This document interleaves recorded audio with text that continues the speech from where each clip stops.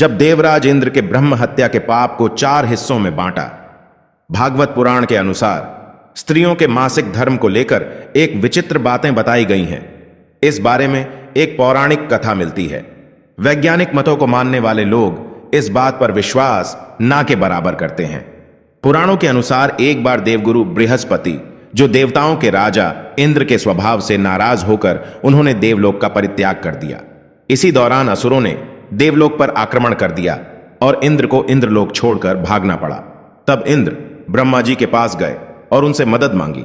तब ब्रह्मा जी ने इंद्रदेव से कहा, आपको किसी ब्रह्मा ज्ञानी पुरुष की सेवा करनी चाहिए, तब आपके दुखों का निवारण होगा। फिर इंद्रदेव एक ब्रह्म ज्ञानी की तलाश करके उनकी सेवा करने लगे। वह ब्रह्म ज्ञानी व्यक्ति असुर कुल के थे, लेकिन देवराज इंद्र इस बात से अनजान थे। उस ब्रह्म ज्ञानी व्यक्ति की माता का असुरों के प्रति विशेष लगाव था। सेवा में जब इंद्रदेव द्वारा अर्पित सारी हवन सामग्री जो देवताओं को अर्पित की जानी चाहिए, वह सब ब्रह्मज्ञानी असुरों को चढ़ाया करते थे। जब इंद्र को यह बात पता चली तो वो बहुत क्रोधित हुए।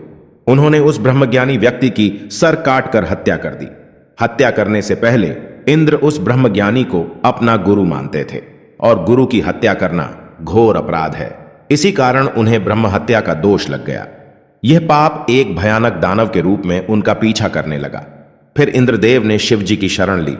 शिव जी के बताए गए मार्ग पर इंद्र ने स्वयं को शुष्क शरीर धारण कर एक कमल के फूल में छुपाया और कई वर्षों तक उसी में भगवान विष्णु की तपस्या में लीन हो गए।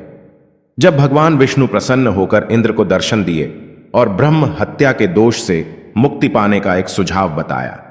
भगवान विष्णु के कहने पर इंद्र ने वृक्ष, जल, भूमि और स्त्री को अपने पाप का थोड़ा थोड़ा अंश लेने के लिए मनाया।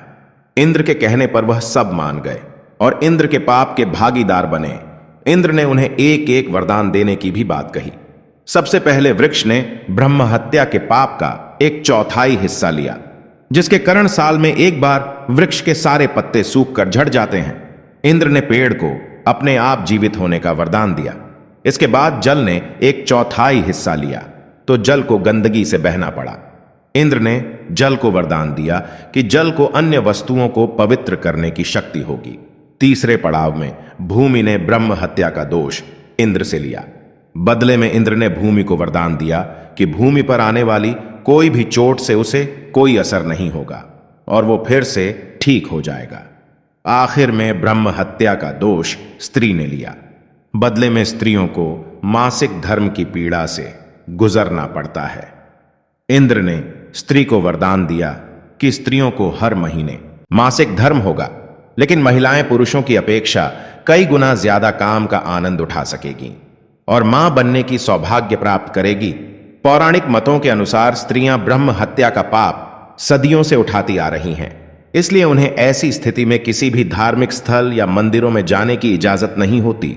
यह सब इंद्र के पाप को स्वेच्छापूर्वक धारण करने का फल स्वरूप है। मित्रों, जानकारी अगर अच्छी लगी तो लाइक, कमेंट और सब्सक्राइब जरूर करें। राधे राधे।